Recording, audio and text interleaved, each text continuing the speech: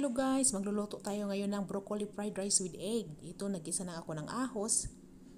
I-brown lang natin ang ahos. Tapos, pwede natin isunod yung sibuyas. Salt the onion very well.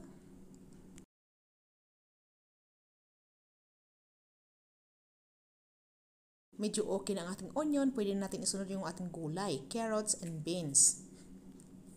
Huwag natin i-overcook yung ating gulay para mas crunchy siya. Okay ng carrots and beans, pwede natin isunod yung ating cabbage and capsicum or bell pepper. Halo-haloin lang na mabuti.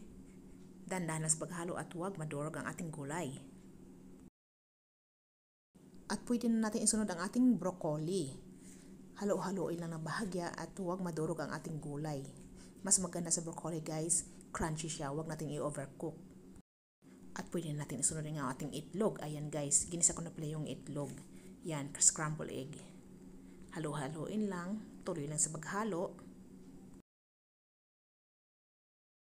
At nilagyan ko pala dito ng ginisa mix, yung itong gamit ko. At saka asin, depende sa inyong panglasa. 1 teaspoon lang nilagay ko. Mix very well.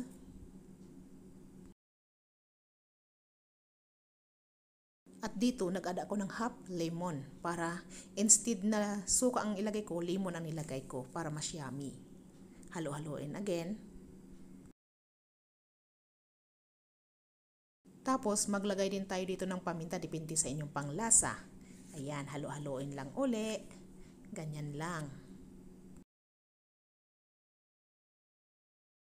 Ayan na guys, medyo okay na ating kulay. Pwede na natin maglagay dito ng bagong lutong kanin. Ayan. Depende sa inyo kung gaano karami ang kanin na ilagay nyo sa inyong fried rice or gulay.